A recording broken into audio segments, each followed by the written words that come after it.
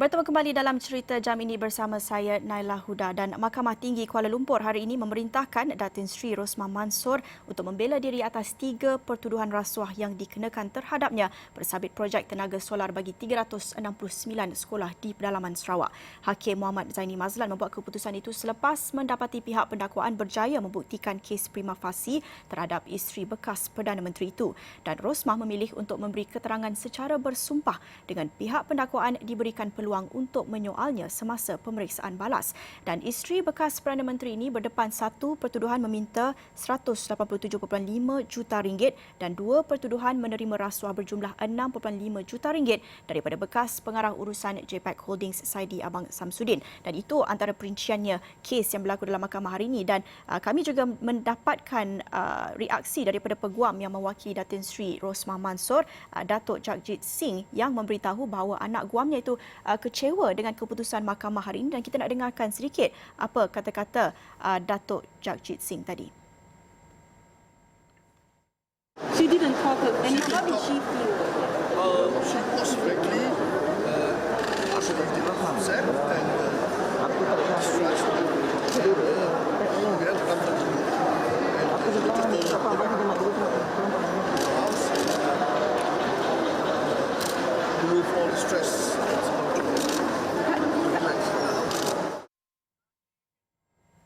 Dan sudah bersedia bersama saya jam ini Ridauddin Daud, wartawan Astro Awani secara langsung dari World Trade Center WTC untuk menceritakan tentang laporan Datin Sri Rosmah Mansor di arah bela diri tadi. Dan kita baru saja dengarkan reaksi daripada peguam yang mewakili Datin Sri Rosmah tadi, menceritakan tentang reaksi beliau. Katanya she was really upset, distressed, so we asked her to go back to her house to relax.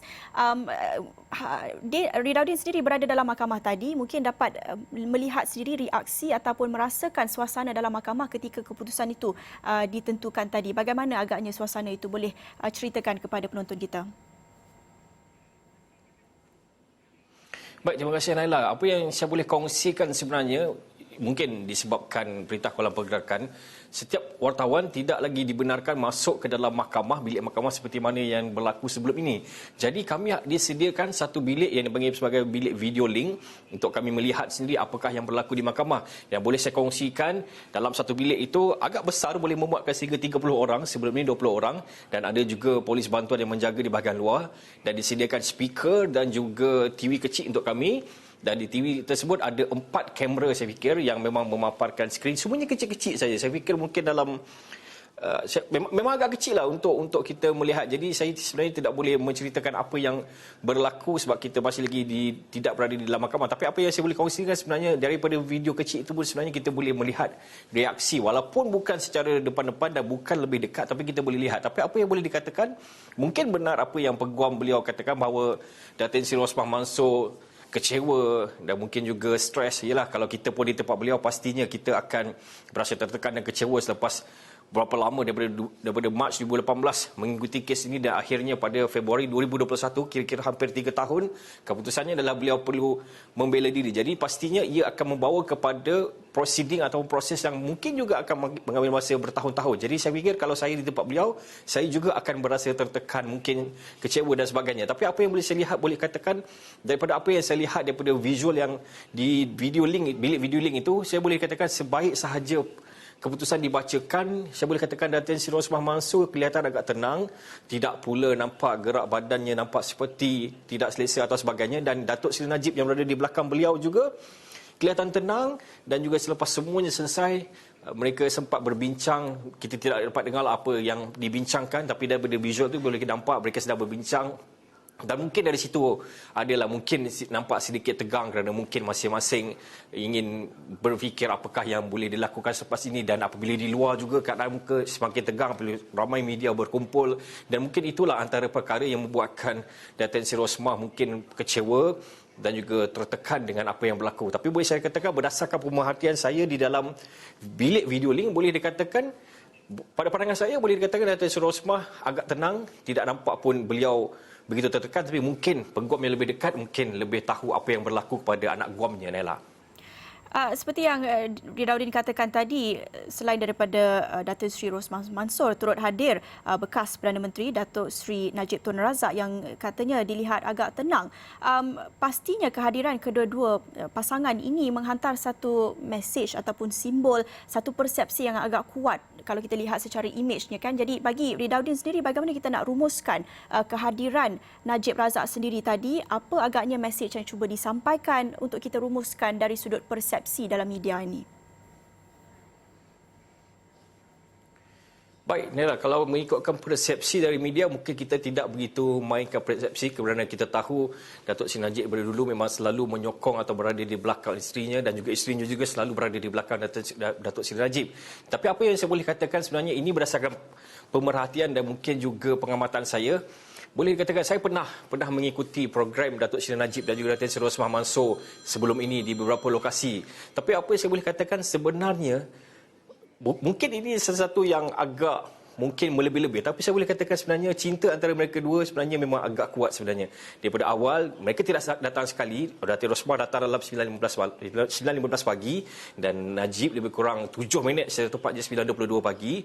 Dan apabila berada di dalam mahkamah, kita boleh lihat daripada TV yang disediakan, Datuk Seri Najib sentiasa berada di sebelah Datuk Seri Rosman Mansor dan boleh dikatakan, boleh dilihat beliau sentiasa bercakap dengan Datuk Seri Rosman, mungkin memberikan kata-kata semangat atau apa saja, dan selepas hakim datang barulah beliau beralih ke belakang. Jadi ada juga rakan-rakan media yang sempat mengambil gambar yang, yalah, mana kita tahu mungkin sekarang orang tidak kata apa, tapi mungkin 5 tahun atau 10 tahun ke depan mungkin gambar-gambar itu akan menjadi mahal, kata-kata mereka lah. Saya tidaklah mengambil gambar, tapi apa yang saya boleh katakan sebenarnya, mungkin itu mungkinlah bukan persepsi, itu mungkin seharian mereka. Tapi kalau daripada segi kes mahkamah, saya fikir tiada apa yang boleh kita perkatakan. Mungkin itu hanyalah sokongan daripada seorang suami kepada isteri. Tapi apa yang pasti, selepas itu juga Datuk Seri Najib memang hadir ke mahkamah untuk kesnya juga. Jadi saya fikir mungkin beliau datang sekaligus saja datang, dan alang-alang datang mungkin beliau pun beri sokongan kepada isterinya.